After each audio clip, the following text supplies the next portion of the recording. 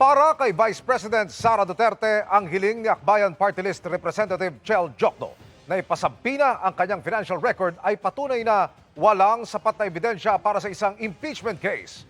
Pati ang kahilingang paglipat sa kustodiya ng Kamara ng nagpakilalang bagman na si Ramil Madriaga, ikinabahala ng bise. Nakatutok si Tina Panganiban Perez. Inalmahan ni Vice President Sara Duterte ang paghiling sa House Justice Committee na ipasampina ang kanyang financial records at iba pa kaugnay ng pagdinig sa impeachment complaints laban sa kanya. Sabi ng bise, patunay raw ito na walang sapat na ebidensya para isulong ang impeachment case laban sa kanya. Giit ni Duterte, hindi pwedeng magsagawa ang komite ng investigasyon para lang maghanap ng ebidensyang susuporta sa mga alegasyon. Bagay na maituturing daw na isa na namang fishing expedition. Si Akbayan Party List Representative Chel Jokno ang humiling ng pagpapasampina ng financial records ng bise para raw malaman kung may sapat na basehan ang impeachment complaints. Kabilang ang mga statement of assets, liabilities, and net worth o SALE ng bise at records na mga kahinahinala raw na transaksyon sa bangko. Pati na rin ang resulta ng investigasyon ng NBI sa pagbabanta laban kay Pangulong Marcos, First Lady, at sa dating House Speaker.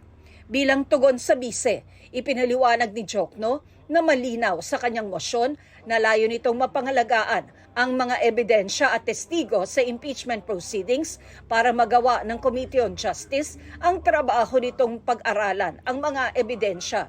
Sa kanyang pahayag, ipinunto rin ni Duterte na sa pagsabi ng komite na sufficient in substance ang reklamo, ipinagpapalagay na may sapat na ebidensya para sa mga alegasyon.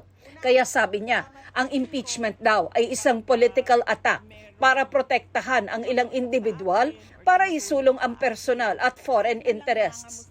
Sagot ni Justice Committee Chairperson Representative Jervy Luistro kay Duterte, magkaiba raw ang ginagamit na standards sa determination ng sufficiency in substance at sa pagdetermina ng komite kung may sapat na basehan ang reklamo. I beg to disagree to that. There is sufficiency in substance if there is recital of facts that constitute an offense determinative of the jurisdiction of the Committee on Justice. On step 3, what we determine on the basis of the pleadings and the evidence available is sufficient ground. So, we cannot say na the committee was erroneous because they are asking for issuance of subpoena now. Kasama rin sa hiling ni Jokno ang paglipat sa kustodiya ng Kamara kay Ramil Madriaga na nagpakilala noong bagman umano ni Vice President Duterte. Ito raw ay para masiguro ang kanyang kaligtasan at pagdalo para tumestigo sa impeachment proceedings. Sabi ng bise, nakababahala raw ang kahilingang ito na ayon sa kanya ay pagbibigay ng special treatment kay Madriaga. Pero sabi ni Luistro, ang korte ang may jurisdiksyon kay Madriaga dahil nakabilanggo ito ngayon para sa kasong kidnapping. Kailangang hingin ang permiso sa korte para makuha nila ang kustodiya nito. Hindi kami pwedeng umaksyon on our own.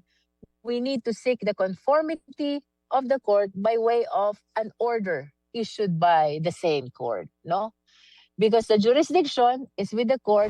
May hanggang Lunes si Vice President Sara Duterte para magsumite ng kanyang sagot sa impeachment complaints. Ang House Committee on Justice naman nakatakdang magpulong sa Miyerkules para pag-usapan ang mga paghahanda para sa posibleng pagsisimula ng hearing proper sa April 8. Para sa GMA Integrated News, Tina Panganiban Perez, nakatutok 24 oras.